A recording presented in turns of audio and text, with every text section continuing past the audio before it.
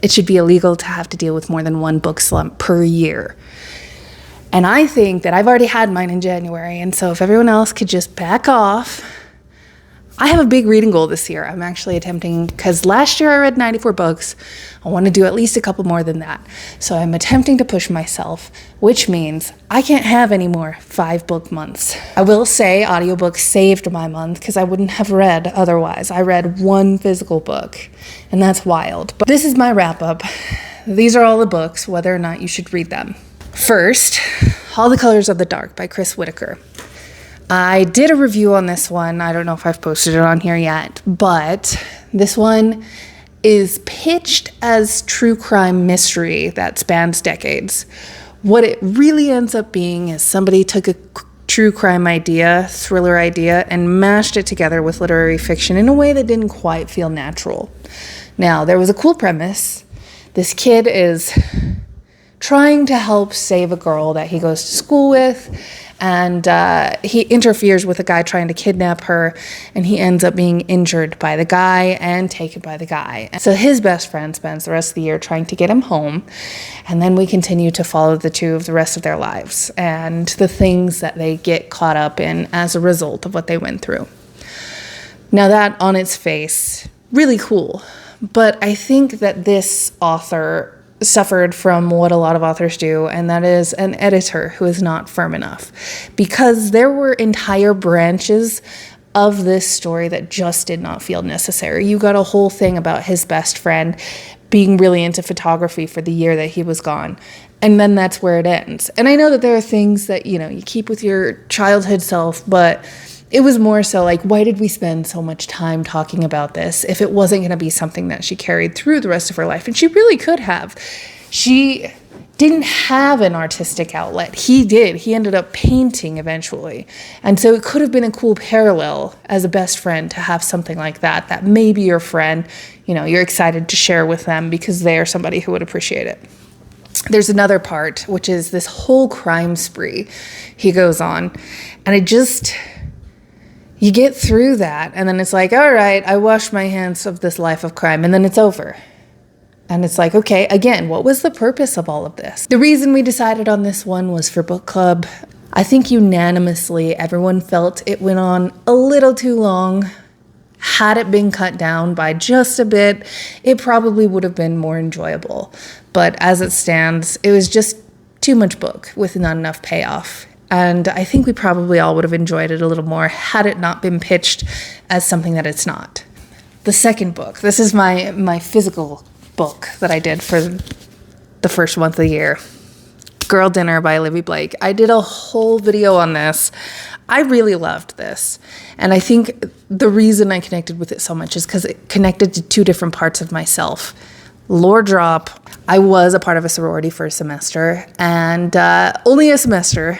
It ended up being, I kind of had a reality check that people from my socioeconomic background don't go into sororities because we don't have the kind of extra money to exist within a sorority setting. It was a hard reality check. But one of the POVs on this is a girl in college in a sorority, and she's going into the sorority because she thinks that the sisterhood and the connection between those who are Greek would be enough to keep her safe because she struggled through something really bad in the last semester. And so I think it's something that I can connect with. And then the other POV in this is a professional. She is a professor.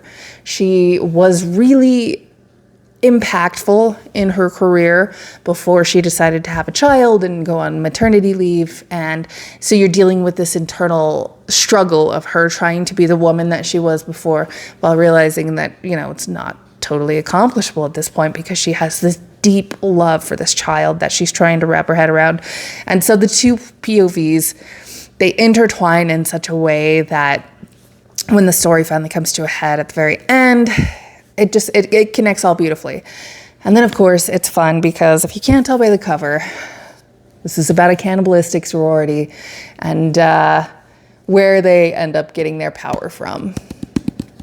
Not power like magic powers. Well, their go girlness. So it's really enjoyable. I have a whole entire review about that one up as well, so you should go watch that. Third book, I did this one by audiobook as well. It was 11/22/63 by Stephen King. This is a concept that I'm actually really interested in before I got to this book, and that is the concept of watershed moments. And my husband and I were actually on a walk one day talking about it. And the next day I started this book, and it's kind of funny that the two aligned, because we were talking about what would the state of politics be now had the Gore and Bush election gone differently in Florida. And maybe things wouldn't be different, but maybe they would be. And that's really the concept of this, is their watershed moment is, what would things be like if John F. Kennedy hadn't been assassinated, and all of the things, the downstream effects that could have changed from that.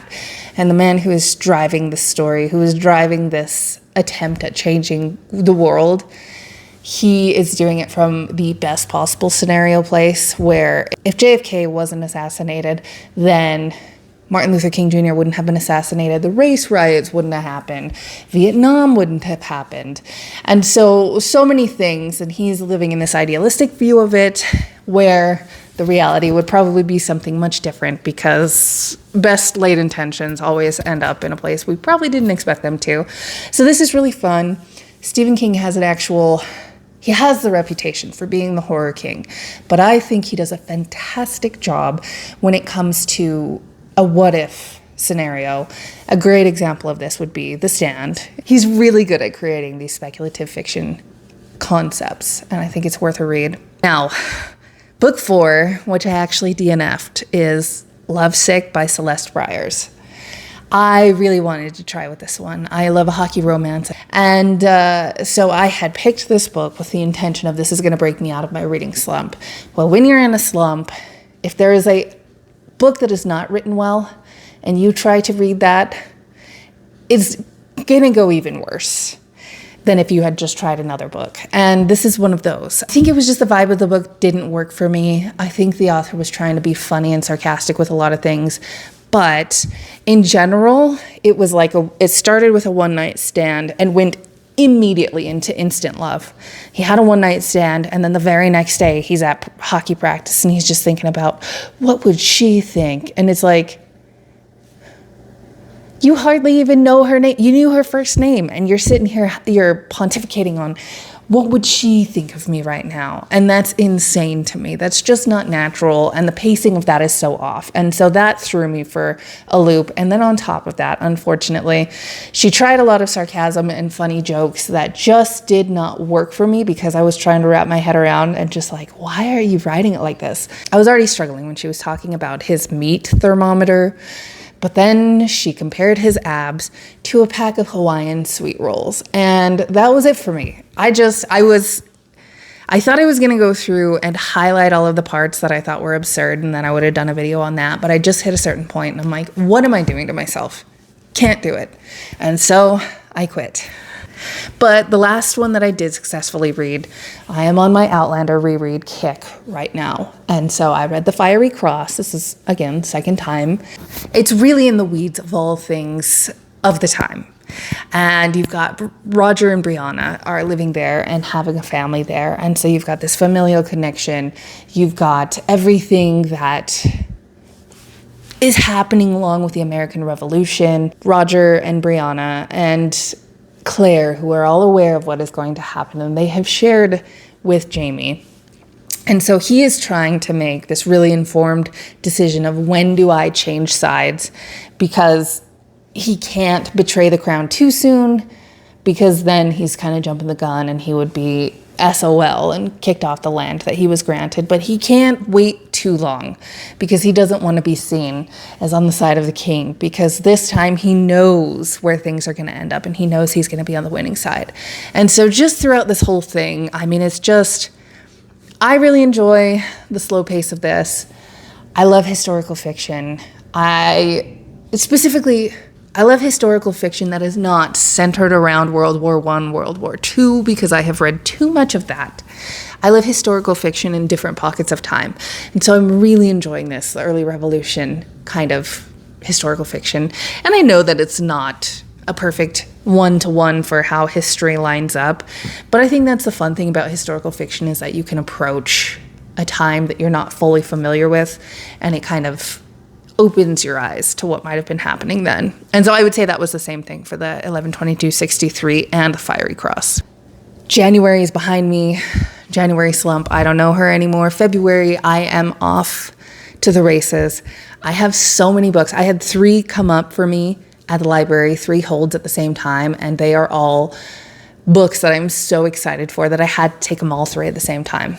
And so over the next 3 weeks, while I have those loans from the library, I'm going to be reading my eyes out because I have to get through them, and I am so excited to read them.